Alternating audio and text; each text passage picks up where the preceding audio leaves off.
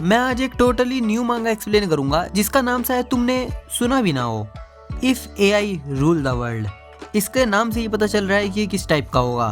तो भी स्टार्ट करते हैं बिना किसी बकवास के। स्टोरी स्टार्ट होती है अल्ट्राटेक टेक्नोलॉजी डिमॉन्स्ट्रेशन हॉल नाम की एक जगह से, जहां दुनिया की पहली artificial technology hyper artificial intelligence राउम बनाया गया है। इसके अंदर 3 लाख सर्वर हैं। जब इसको बनाने वाली कंपनी का CEO इसे ओपन करता है तभी उसकी डेथ हो जाती है, और क्योंकि इसका लॉन्च लाइव हो रहा था तो उसकी डेथ को पूरी दुनिया देखती है। सब सोच रहे होते हैं कि उसकी डेथ इलेक्ट्रिक शॉक से हुई है, लेकिन जब उस कंपनी का एक मेंबर राउम AI को चेक करता है तो उसे एक सस्पिशियस कोड मिलता है। उसे लगता है इसी वजह से शायद CEO की डेथ हुई है।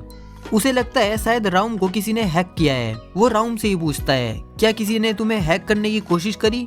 राउम मना कर देता है। तो वो पूछता है फिर ये कोड किसने डाला, और राउम खुद का नाम लेता है। अब हम देखते हैं एक पहाड़ को, और यहीं पर एक लड़का सोया होता है। थोड़ी देर में इसकी आंख खुलती है और ये देखता है कि ये जंगल में है। ये बोलता है मेरे साथ क्या हुआ था और मैं कौन हूँ। तभी उसका फोन बजता है। उसको किसी ने मैसेज करा था और इस मैसेज से पता लगता है ये इंसान बहुत टाइम से सो रहा था। अब ये बोलता है क्या मैं इसे जानता हूँ? मुझे कुछ भी याद नहीं है और कौन कौन कांटेक्ट में है, लेकिन फोन में और कोई भी कांटेक्ट नहीं होता। अब ये लड़का इसे मैसेज करता है और पूछता है तुम कौन हो? मुझे लगता है मैं खो गया हूँ। सामने से रिप्लाई आता है सनसेट से पहले नीचे आ जाओ। एक और मैसेज आता है तुम जिधर फेस करके खड़े हो अगर तुम सीधा उधर जाओ तो तुम्हें रोड दिख जाएगी। अब ये लड़का डर जाता है और ये बोलता है क्या ये मुझे देख रहा है? हाँ मैं तुम्हें देख रहा हूँ, मेरा भरोसा करो। ये लड़का सीधा चला जाता है और इसे रोड मिल भी जाती है।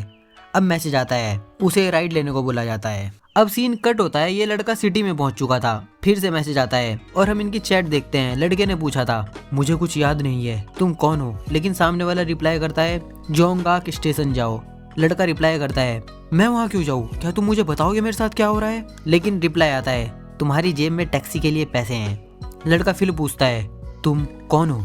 लेकिन रिप्लाई आता है अगर तुम्हें भूख लगी है तो कुछ खा लो, बीबी किंग तुम्हारे लेफ्ट में है, तुम्हारे पास इतने पैसे हैं। और उसके साइड में सच में एक स्टोर होता है। अब ये खाते खाते मैसेज सेंड करता है अगर तुम मुझे नहीं बताओगे क्या हो रहा है तो मैं पुलिस के पास चला जाऊंगा।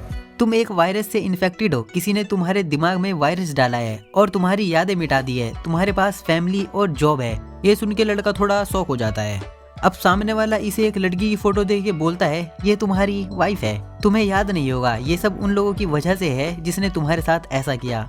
लड़का पूछता है कौन लोग? रिप्लाई आता है गवर्नमेंट।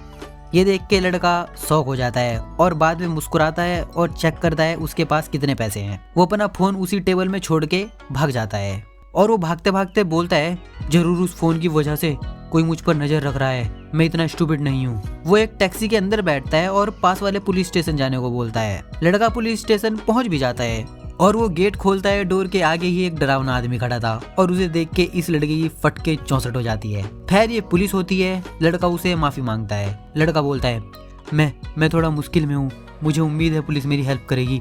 लेकिन पुलिस वाला किसी से बोलता है मैंने उसे ढूंढ लिया है, मैं उसे शूट कर रहा हूँ। लड़का थोड़ा कंफ्यूज हो जाता है। इतने में पुलिस वाला गन निकालता है और उसे शूट करने लगता है। लड़का बहुत डर जाता है, उसे समझ नहीं आता उसके साथ क्या हो रहा है। पुलिस वाला बहुत ही डरावने तरीके से उसके पीछे आ रहा होता है। लड़का भी भाग रहा था और तभी उसके पास मैसेज आता है। वो फिर से कंफ्यूज हो जाता है, उसने फोन स्टोर में छोड़ दिया था, फिर ये क्या है? वो देखता है वही फोन उसकी पॉकेट में था। तभी एक गोली आके उसके हाथ में लग जाती है और पुलिस वाला डरावनी स्माइल के साथ वहीं खड़ा था। लड़का मदद के लिए चिल्लाने लगता है और फोन चेक करता है। उसमें लिखा था राइट में देखो ब्लू कार है। वो देखता है वहाँ ब्लू कार थी और मैसेज आता है ये बुलेट प्रूफ है। लड़का उसमें बैठ जाता है। लड़का डरते हुए बोलता है अब मुझे क्या करना चाहिए? रिप्लाई में एक स्माइलिंग इमोजी और एक रिप्लाई आता है जिसमें लिखा था अगर तुम मेरी बात नहीं मानोगे तो ये होगा। एक और मैसेज आता है जिसमें पूछा गया था क्या अब तुम मेरी बात मानोगे?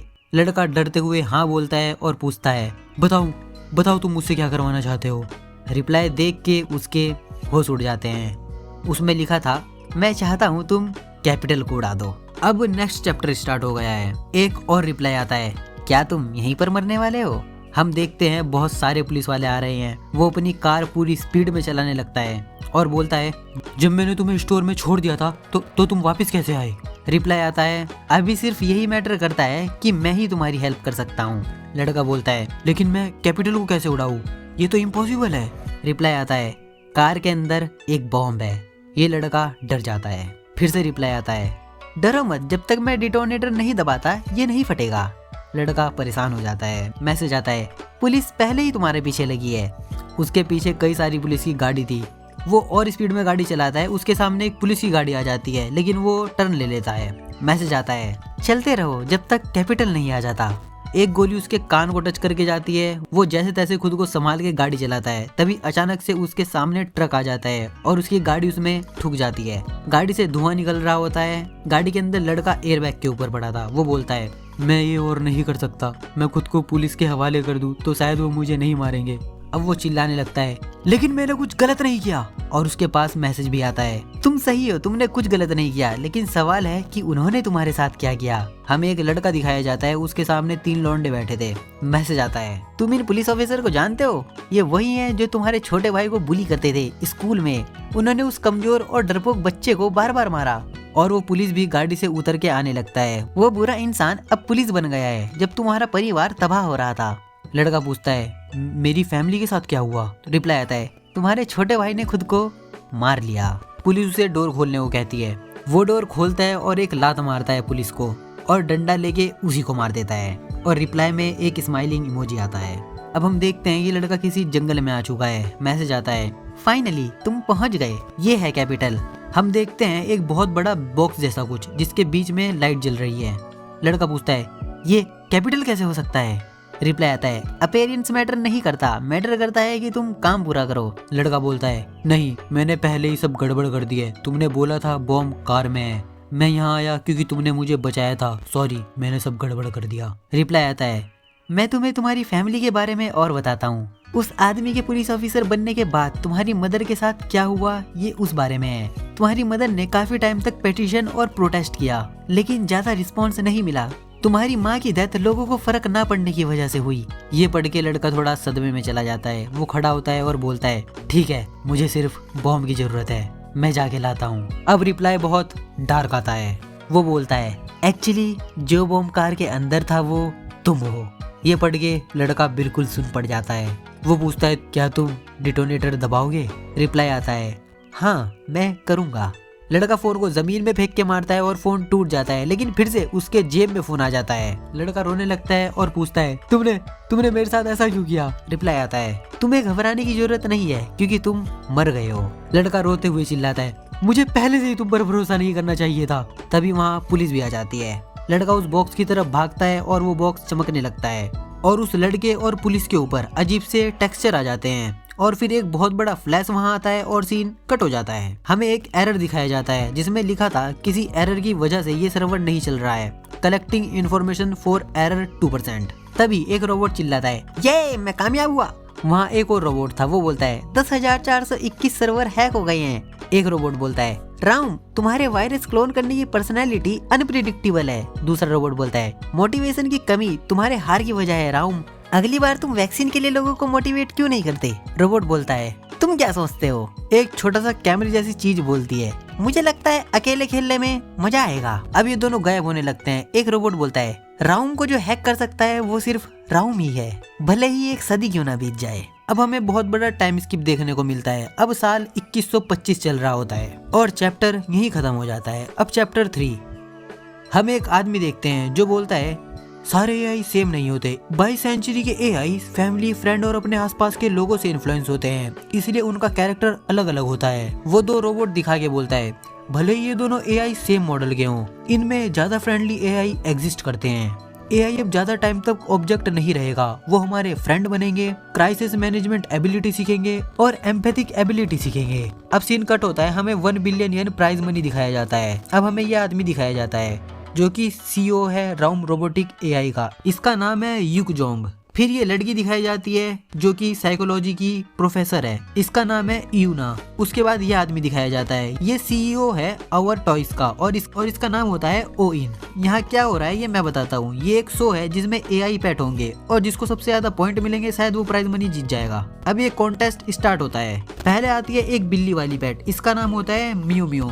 अगर ऑनर सैड फील करता है तो ये म्यूजिक कंपोज करती है उनका मूड फ्रेश करने के लिए। इसको मिलते हैं 65 पॉइंट। सेकंड आता है एक डॉग डिंग डिंग, ये चोर को रिकॉग्नाइज करके पुलिस को फोन लगा देता है, इसको मिलते हैं 70 पॉइंट। थर्ड होता है ये फिश कोकोमो 63 पॉइंट। फोर होता है ये पूपा 71 पॉइंट। फिफ्थ ये है मूचा, इसे मिलते हैं 59 पॉइंट। सिक्स्थ टूटू 78 पॉइंट। फिर आती है ये अरोरा, इसे देख के ऑडियंस ज्यादा ही खुश हो जाती है। सीन कट होता है, हमें ये रोबोट और आदमी दिखाया जाता है। आदमी बोलता है अरोरा लेटेस्ट ह्यूमनॉइड रोबोट है जिसने आर्ट और एकेडमिक्स अपने ऑनर से सीखा है, जो प्रोफेसर है। Arora one of the most brilliant humanoid है जिसकी एम्पैथिक एबिलिटी भी काफी अच्छी है और इसे 90 पॉइंट मिलते हैं। अब लास्ट में रोबोट आता है डूरी, ये नर्स रोबोट है और इसे मिलते हैं सिर्फ 45 पॉइंट। होस्ट बताते हैं कि डूरी बिना किसी गार्डियन के ही ज्वाइन किया है। अब लोग इसके बारे में बातें बनाने लगते हैं और जज बोलते हैं डूरी नर्स रोबोट के लिए भी काफी पुराना मॉडल है। दूसरा जज बोलता है इसका स्कोर बहुत कम है। ये लेडी बोलती है बाकी रोबोट्स की तरह ये फ्रेंडली भी नहीं है। हर कोई डूरी से पूछ रहा होता है क्या तुम्हारे पास कोई टैलेंट है। डूरी एक बटन दबाता है जिससे उसका पेट का पार्ट ओपन हो जाता है जिसमें डॉक्टर का सामान होता है, लेकिन इन लोगों की ये देख के पता नहीं क्यों फट जाती है। लेकिन डूरी के पेट से एक पंखा बाहर निकलता है और वो घूमने लगता है। डूरी बोलता है ये है पिनव्हील और ऑडियंस इसका मजाक बनाने लगते हैं। अब होस्ट लोगों को वोट करने बोलते हैं। वहाँ पर बैठा एक आदमी बोलता है ये अच्छा एंड था, अब 10 मिनट का ब्रेक लेते हैं। दोनों होस्ट और रोबोट जाने लगते हैं। अब सीन इस डायरेक्टर की तरफ आता है। ये लड़की बोलती है क्या इसे दिखाना ठीक रहेगा।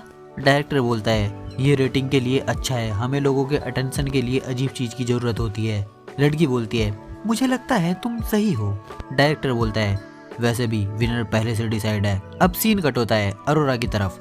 वो डूरी से बोलती है तुम खुद को चार्ज नहीं करोगे। पिनव्हील इंटरेस्टिंग है लेकिन ये अच्छा सॉल्यूशन नहीं है। मेरी कैलकुलेशन के हिसाब से इस तरह का बिहेवियर लोगों को डरा देता है। ऑफ कोर्स तुम्हारे जीतने के चांस सिर्फ 0.52% है, लेकिन लोगों का क्रिटिसिज्म तुम्हारे लिए अच्छा होगा। डूरी बोलता है थैंक यू, मैं जीतने की पूरी कोशिश करूंगा। ये सुन के अरोरा थोड़ा गुस्सा हो जाती है, वो उसे स्टूपिड बोलती है और सीन कट हो जाता है। जहाँ डायरेक्टर पूछता है ऑनलाइन वोट का रिजल्ट कैसा रहा और वहाँ बैठा आदमी उसे लिस्ट दे देता है। वो उसे देखता है जिसमें अरोरा 55% वोट के साथ टॉप में थी। डायरेक्टर बोलता है मुझे कुछ एडजस्ट करने की जरूरत नहीं होगी और ये चैप्टर यहीं खत्म हो जाता है और ये वीडियो भी। और यार अगर तुम्हें एक्सप्लेनेशन पसंद आई तो लाइक करना और कमेंट करना कि मुझे और क्या इम्प्रूव करना चाहिए। और तुम ये भी कमेंट कर सकते हो कि मैं और कौन सी मांगा एक्सप्लेन करूँ। तो सब्सक्राइब जरूर करना क्योंकि मुझे तुम्हारे सपोर्ट की बहुत जरूरत है। नाउ मिलते हैं नेक्स्ट वीडियो में, तब तक के लिए take care and stay happy.